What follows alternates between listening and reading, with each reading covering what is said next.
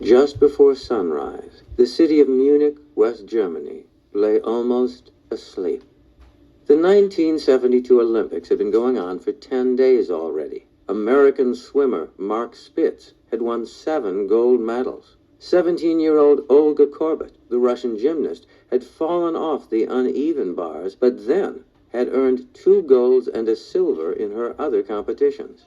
Now, on the morning of September 5th, there were only 4 days of competition left. Inside the Olympic Village, where the athletes lived for the 2 weeks of the Summer Games, a few athletes were up, stretching, eating, worrying about the day's events. Security guards around the outside of the village saw a small group of men in sweatshirts, carrying gym bags, climbing over the fence. But for the last 10 days, athletes who didn't want their coaches to know that they'd been out late at night had been climbing over the fence at all hours of the night. The guards ignored them. Less than half an hour later, the sound of shots fired from automatic weapons broke the dawn quiet. The guards ran into the village drawing their weapons. But it was too late. The men climbing the fence had broken into the rooms where the Israeli Olympic team slept. 2 Israelis had already been killed. 9 more were being held hostage. The men weren't athletes at all. They belonged to a group called Black September, a new kind of revolutionary group. These men were terrorists. Instead of fighting directly against their enemies, like most of the revolutionary groups we've heard about, they fought against civilians. They carried out random, violent acts against people who weren't involved in governments or armies. Terrorists set out to get what they wanted, not by defeating an enemy army, but by creating so much terror among the people of a country that the people would force their government to do what the terrorists wanted. Black September was a group that had broken off from yet another terrorist group, the Palestine Liberation Organization, or PLO. Both groups wanted the same thing. Israel should get out of the land that had once belonged to Arabs. There were 8 Black September terrorists in the Munich Olympic Village. They threatened to kill their 9 Israeli hostages unless 200 Arab guerrilla fighters, taken prisoner by the Israeli army, were released from Israeli prison. But the Israeli government would not even listen to the terrorist demands. The German government, desperate to end this Olympic nightmare, asked other Arab countries if they would talk to the terrorists. They all refused.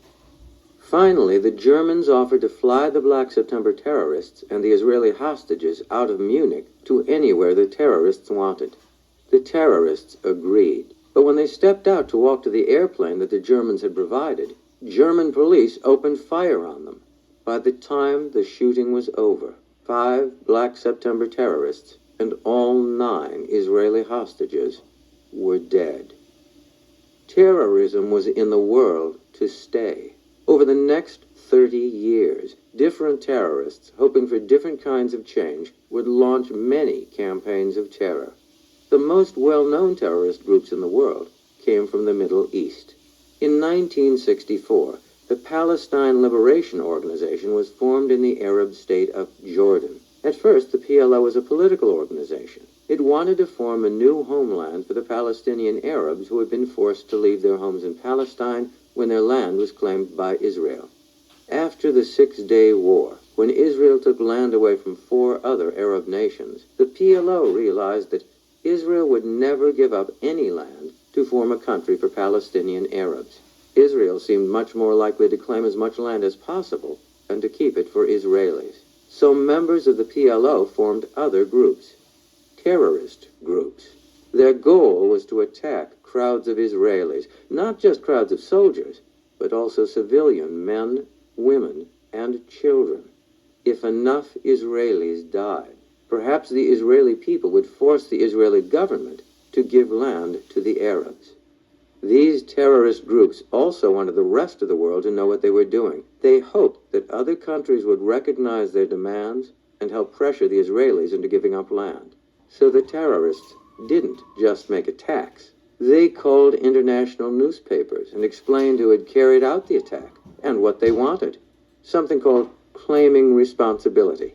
If the terrorists could get their demands in newspapers and on television, people all over the world might see, understand, and sympathize. The Black September attack at the Olympics was an attempt to get international attention. The Olympics was one of the most famous events in the world. Camera crews, newspaper reporters, TV anchors, and thousands of other news gatherers attended the games. When the Black September attack was broadcast on television, 500 million people watched it. Afterwards, a spokesman for the PLO-related group called the Popular Front for the Liberation of Palestine told a reporter, "The choice of the Olympics was like painting the name of Palestine on a mountain that can be seen from the four corners of the earth." Another group that gave birth to terrorism was the IRA, the Irish Republican Army. You may remember that the Irish Republican Army was organized by the Irish nationalist group Sinn Féin to fight for an Ireland independent of Great Britain. When most of Ireland was made into the Republic of Ireland, Northern Ireland remained part of the British Empire. Hoping to reunite Northern Ireland with the rest of the Irish Republic, the IRA turned from being an army to being a terrorist group. Instead of attacking or challenging the British government alone, the IRA planted bombs in England to terrify the English into wanting to get rid of Northern Ireland. By 1969, the IRA had begun to reject terrorism. But some of its members thought that terrorism was the only way to ever get Northern Ireland back for the Irish Republic. They split off and formed a new organization called the Provisional Irish Republican Army. The PIRA attacked the English in Northern Ireland, but it also planted bombs in English pubs and businesses, along London streets and in subways. The bombs killed innocent men, women, and teenagers. In 1978, the PIRA managed to put a bomb on a fishing boat that belonged to Lord Mountbatten, the cousin of Queen Elizabeth. Lord Mountbatten was nearly 80 years old. He had fought in both World War I and World War II, and he had even been the Viceroy of India back when India was still British. When the bomb blew up the boat, Lord Mountbatten, his grandson, and 2 other people were killed. Irish and Palestinian terrorist groups planned many of the terrorist attacks of the 1970s, but every country in the world has had its terrorists.